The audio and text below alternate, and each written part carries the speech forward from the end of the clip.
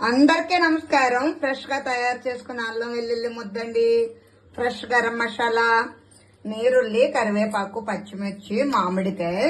అమ్మమ్మ ఏం తయారు చేస్తుంది అనుకుంటున్నారా? మటను మామిడికాయ తయారు చేస్తుందండి. ఇందులో కారం, పసుపు, ఉప్పు చక్కగా మ్యాగ్నెట్ చేసుకుని ఫ్రిడ్జ్ లో పెట్టుకున్నానండి. నల్లి బొక్క చూసారా? తెలంగాణ మనవడు మనవరాలు నల్లి బొక్క అంటారు, మనం మూలుగు ముడుసు అంటాం. దీంతో మీకు కర్రీ చేసి చూపిస్తానండి. బాండి పెట్టుకుని 3 in 1 అండి.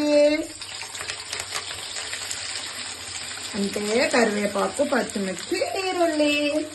మామిడికాయ కూర కదా అండి, కాస్త ఉప్పు ఎక్కువే పడుతుంది. మటన్లో కలిపాను. చక్కగా నీరుల్లి వేగింది కదా, 2 స్పూన్లు సరిపోదండి, 3 స్పూన్లు వేద్దాం అల్లం వెల్లుల్లి ముద్ద. ఇది తెలంగాణ అమ్మాయి చేసిందండి, మన వచ్చింది కదా.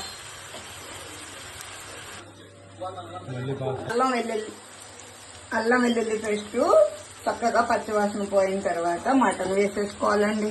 మ్యాగ్నేట్ చేసి పెట్టుకున్న మటన్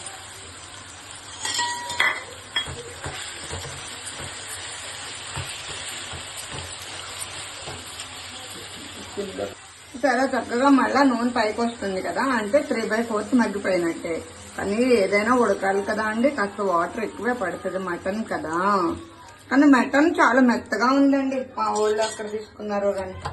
సరే, ఒక పక్కన కొత్త ఉడుకుతున్న వరి అన్నం అండి, అదేనండి అన్నం వండుతున్నాను. ఒక పక్కన కూర తయారు చేసుకున్నాం. చక్కగా 3/4 ఉడికింది కదా, మనం చక్కగా తరిగి పెట్టుకుని కూరలో కూడా వేసుకోవచ్చు, కానీ నేను ఏదో సన్నగా కట్ చేస్తాను ముక్కలు. ఇవి ఒక ఉడికిన తర్వాత ఇప్పుడు గరం మసాలా వేసుకోను.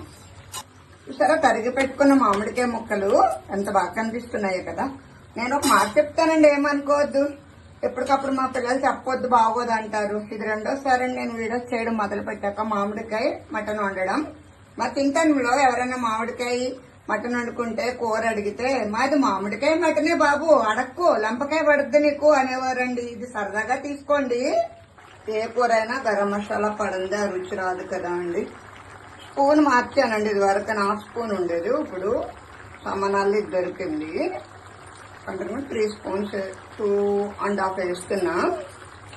మసాలా పడితేనే కలర్ చేంజ్ అవుతుందండి. దాంతోపాటు కొత్తిమీర కూడా. చేపల కూరలాగా ఎక్కువ కొత్తిమీర అవసరం లేదు, ఆల్రెడీ కరివేపాకు వేసాను. అన్నిగా భావించకండి, ఎందుకంటే సరదాగా అన్నాను. మటన్ మామిడికాయ అడిగితే లంపకాయని.